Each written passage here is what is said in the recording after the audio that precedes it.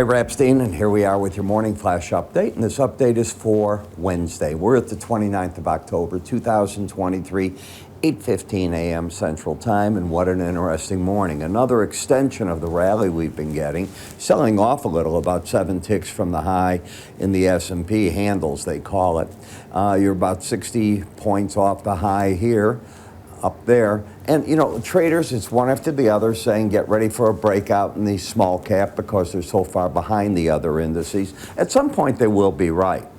But you need to get what I call the embedded reading in it because you've been in overbought. So to me, that's the only way this is going to occur, and it hasn't yet happened. As you watch here, you've got to understand what we're dealing with in OPEC. Nobody knows what is going on.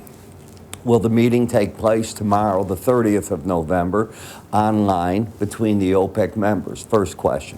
Second question, have they gotten the African countries to back off of their demands that the production quotas not be cut? Number 3, I guess, will more countries join the production cuts? Number 4, if they don't, do they piss off Saudi Arabia, where Saudi Arabia shoots itself in the foot and cuts its production, or does Saudi Arabia just swallow hard and say, let's go another 30 days and see where things are? I'll let you figure that one out. It's pretty difficult. You got consolidation in the gold. You've already got a $17 range, which is large. The higher you go, the more these ranges get. You can see silver's also up a little bit. Copper stable, platinum giving back something here. Dollar is up against most of the foreign currencies right now. You'll see why in a minute when we look at the morning fundamentals, which were strong. Grain markets, a little bit of a bounce finally happening, but even with the strong data that we're getting, and you'll see it in a minute here, bonds and notes giving you a rally. Now, it didn't hurt to see that WeWork was a full beat on this, in the stock market, and GM pulled out a big surprise, a $10 billion dollar buyback and an increase in the dividend and a decrease by sizable amounts in their cruise network. That's the self-driving. So they're putting money back in. I think 5,000 people have taken a buyout, so they're shrinking their payroll numbers.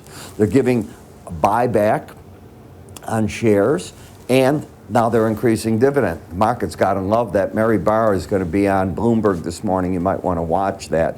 She'll be talking about all this. So as I said, interesting day for the news. So let me turn this way and get to it. In the mortgage market number, the number that stood out to me is the refi. Traders are obviously, when everything else is a slight increase, the purchase index up, the market index up, but the refi down. They're saying interest rates are falling. What's my rush? Maybe they'll keep dropping here and I don't have to pay whatever fees it is to do the refi. I question if that's not it, and the people are just sitting back. These numbers are important, especially the core PCE index. This is one of the Fed's favorite numbers. It came in at up 2.3%. It's the prelim. The advance number was 2.4, and the price index was 2.8, and the advance was 2.9. So these are better numbers. The lower, the better for it. Consumption number fell also up 3.6 versus the advance number of 4%. So I look at that and I say, okay, that's not too bad. We're going to get the EIA petroleum stocks at 9:30, but this afternoon's where a lot of action is going to center on, because everybody, me included, is want to see the Fed Beige book and what the economic conditions around the different banks are looking like. That will give us an idea how close the Fed is to doing anything. Bill Ackman today, a Persian, came out, and he is betting now that you will get a price cut on interest rates in the first quarter. So that's the first big name to come out and predict that. Most are around the June time frame. We'll see if he's right. Eurozone economic data came out, and as you can see, these numbers, I just don't understand if this number was right, the 16.9. They expected a negative 16.9. I think somebody forgot and put a wrong digit in the plus. That would be highly unusual. I copied it as it came out. Industrial confidence slipping a little bit. You're about where you were in the sentiment, and the consumer confidence pretty flat, not going up or down by very much. So I'm pretty sure that consumer confidence, I don't see how it's that big of a shift. I think somebody just made a mistake on a digit and didn't pick up on it when it was transmitted. I want to remind you all that, you remember, we're coming to the end now where you can take advantage of my sale. So this is your Cyber Week sale. It's going to end right in front of you. You get a free course, my original charting course, and it'll be the new one if you just wait until the beginning of, it could be towards Christmas or January. I'm recording everyday chapters right now.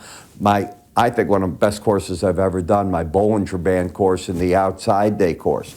All it takes is you subscribing for 1 year to any of my research products. Existing subscribers, upgrade.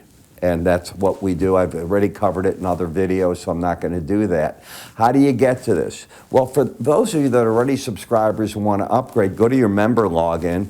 Just upgrade your subscription there. And what will happen is we'll see it, and we'll be able to give you one of these. We'll get hold of you.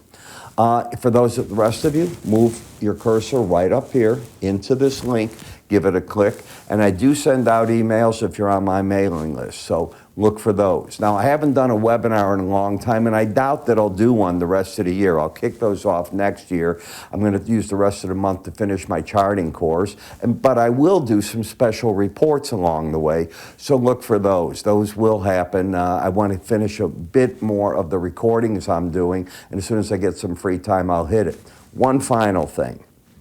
I think that, every now and then, I'm even amazed at some of my reports. I nailed it in September when I started writing what I thought stock indices would do September, if you'll recall, the October report, what I thought would happen then. I predicted November would be a strong month. Now we're getting to the seasonals here, and I want to go out on this tone. I think the Santa Claus rally will happen, but you have to understand when that takes place. I cover that in my newsletter. You have a great day. I'm Ira Epstein. I'll catch you at the end of the day with our market wrap-ups. Remember, move your cursor at any point there and you can take advantage of the sale. Take care.